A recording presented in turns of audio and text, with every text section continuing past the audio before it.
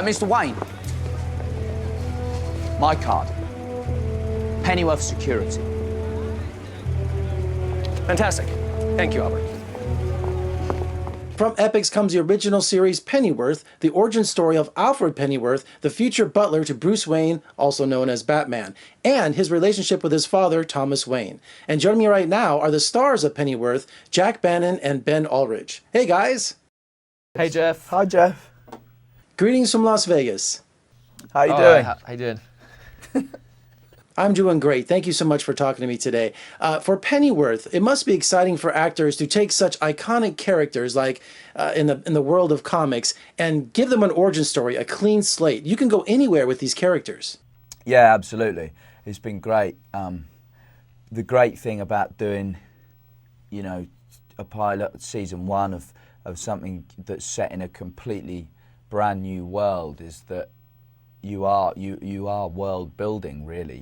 The aesthetic of it, the feel of it, the tone of it, you know, everything down to, you know, what doorknob we can use, or it can't be that salt and pepper shaker, you can't be in that car, that tie's wrong. It's been really fun building these characters from the ground up, starting with Bruno's fantastic script, but also, you know, we had brilliant makeup, costume, production designer. The sets were incredible, and a lot of the time it felt, you know, it was like a sort of Disneyland almost kind of thing. You'd step onto the sets and immediately be transported and understand the context of this world that you were in. So for us as actors, it was a joy, yeah. And I think there's no better setting for this origin story than 1960s London. What a classic time. Yeah. Yeah, I think it's a very recognisable, sometimes familiar world that it's set in, with the fashion, the mod, rock, punk kind of world. But then it's got this, as we're calling it, 13 degrees weirder. It's got this kind of weird, twisted, dark, macabre slant on it where it's very unexpected. Anything can happen. And you kind of feel like you're settling into it and you're getting to learn what it's about, and then something strange will happen, or someone will walk through the back of shot holding a pig or with like a leather face mask on or something. And it's kind of it's very unpredictable, which I think makes it a very exciting and original show. Now, Jack, can you take a minute and tell me about how you got the part of playing Alfred Pennyworth? I understand it was a pretty big journey. Yeah, so like anything else, it landed in my inbox on a Wednesday or Thursday, and I read it. I thought the script was fantastic, but thought I wasn't quite right, really, and which I won't go into. But I thought I'm not going to do this, and then a friend of mine who I do my self-tapes with said, oh, I've got self-tape that I need to do. You may as well do yours. So luckily did it. Had a couple of self-tape auditions, and then went and met Danny and Bruno, and this went on and on and on. And I understand it's part of the process, and they were just making sure that they had the right person. But I had to go and buy a suit because I didn't own a suit, come back in a suit. I had to get a haircut and come back. And every week there was a new phone call. Just do this and then it will be fine. Just do this and then it will be fine. But luckily, in the end, we got over the line, and here I am. And Ben, were you channeling Cary Grant for your portrayal of Thomas Wayne? I saw a little Cary Grant in there. Yeah. They so when I went and met Bruno and Danny, that's kind of basically all they said. They just said Cary Grant. Think of Cary Grant.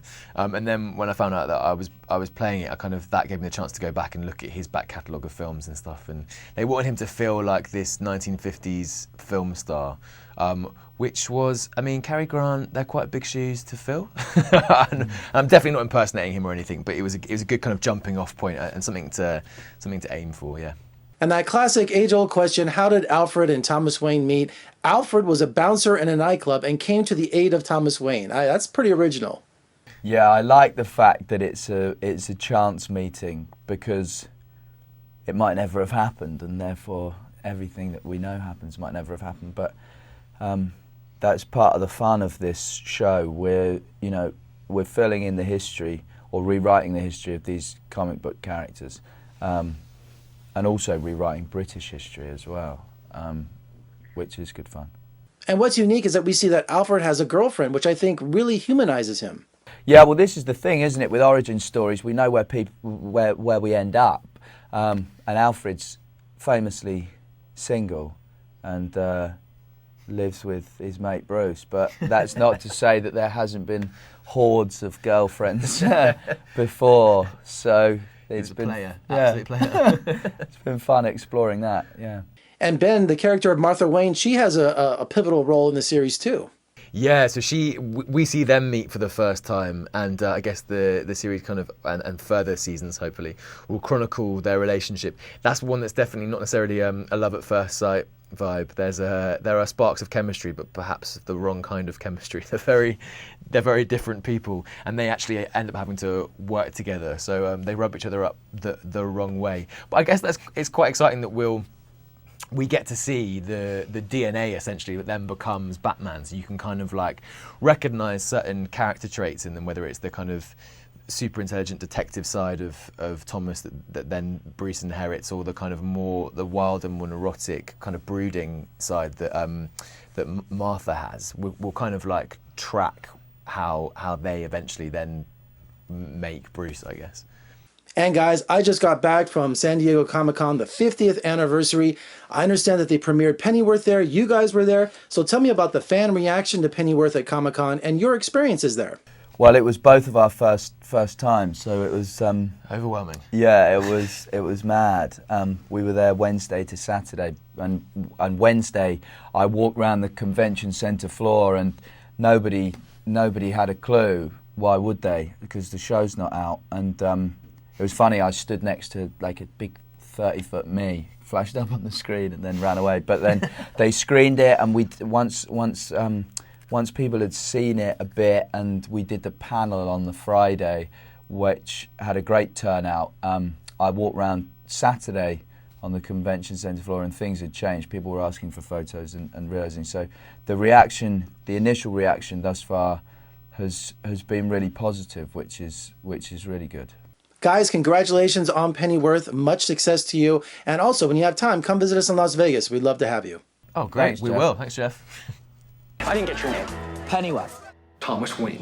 I have security needs.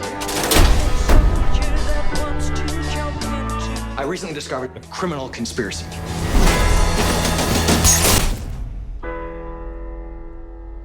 You can catch Pennyworth streaming now on the Epix network, and for more reviews and interviews, just surf on over to my website at vegasfilmcritic.com. I'm Jeffrey K. Howard in Las Vegas. Thank you for joining me. I'll see you next time.